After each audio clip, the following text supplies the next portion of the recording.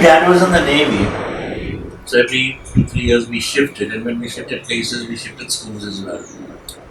And I ended up ultimately, I think my father got a little fed up of transfers and schooling, so he put us in a boarding house in Bangalore. We were three brothers in a boarding house in Bangalore. Quite enjoyed it. I was independent. I learned to fend for myself. I learned sports and games and all sorts of other things to adjust to people. And quite enjoyed it. When I finished school, then I came back here to Xavier's and I was ended up in the college hostel because Dad was somewhere else. Then after that, 1 year at home because I was transferred to Bombay. And then I joined the Jesuits. From a very young age, I wanted to be a priest. Didn't quite know how to go about it. Then fortunately, something happened. A friend met me, introduced me to another priest, and then things began to fall into place. I ended up becoming a priest. It was a long time. It takes about 13 years to be, at least for me, it took about 13 years to become a priest. And then once I was a priest, then they appointed me here to St. Xavier's College. And that's where I've been for the most part of my life. About 37 years. Now and then ups and downs come in life. It is not as though, for me, it's more if I'm praying to God for happiness, I will not pray to Him for happiness, I pray for peace. Because I can't be happy if my mother dies, I can be peaceful. So the happiness for me is transient. So when a friend comes to meet me from the US and bring me chocolates, I'm happy. But if the person doesn't bring me chocolates, I'm not unhappy.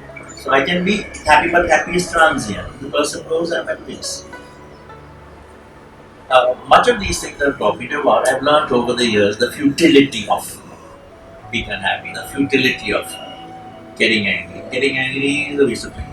So I deal with circumstances and situations as they are. Now that I don't get upset, but then I say, hey, is there a way out of this? Is there a solution? Not that I'm suppressing it. Not worth it. And I didn't quite know how to, the manners and customs and culture there. And on the very first day that I was there, I happened to land up in a dining table where 6 of us were this side and 6 of us were that, 6 of the brothers. And we had to keep quiet, there was silence.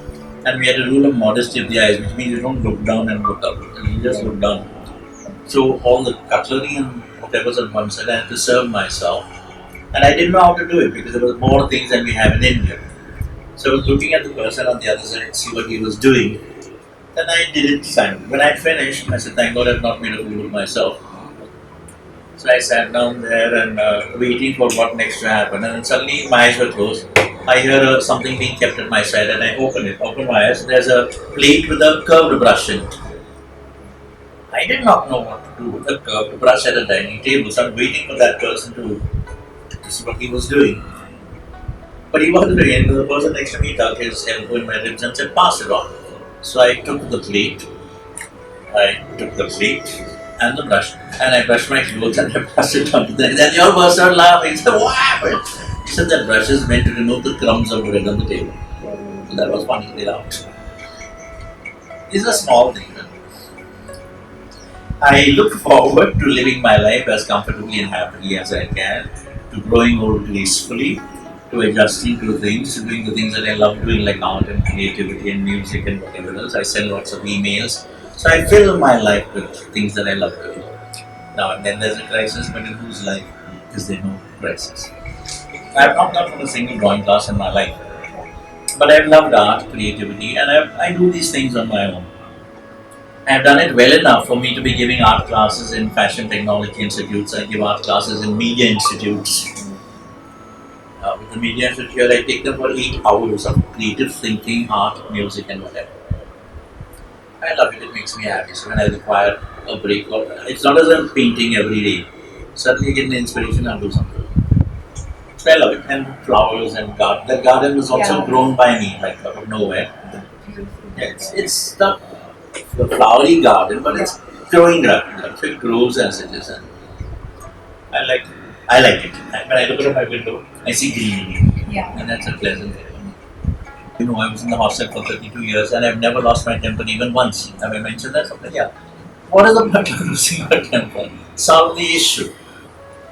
And I think I did that kind solving the issues rather than getting angry. And sometimes even in the punishments that I gave the hostel boys, they were amusing punishments. I don't know whether you know about this. once there was some trouble in the hostel. So I fined everyone 300 rupees, about 23 boys.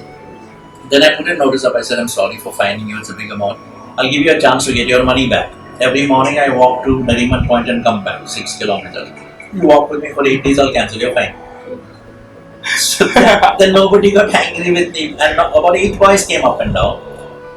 Only one boy did the 8 days, I cancelled this whole fine. The other boy is 25 rupees per walk. Nobody complained. So it's an amusing way in which you can deal with circumstances. I was in the hostel before I became a priest. So masti and all I have done. I was in the boarding house for 6 years. Masti I have done. So I can understand this. And sometimes when you punish, you're creating another issue. Anger, resentment, criticism. Once there was a huge explosion outside my door after midnight. So I opened the door and there's a notice stuck on my door. Sorry father, we just wanted to have some fun. So I looked on the corridor and they're peeping me. I started laughing. I thought it was a very good joke. I said, okay guys, thanks a lot now. Good night. Never again. One time. See, if you deal with circumstances, and you learn this as you're growing up. If your mother is beating you and to study and you don't study, she appears another better. So when you learn the new method, you apply the new method, then the solutions are the right method. That's what they say. Less painful.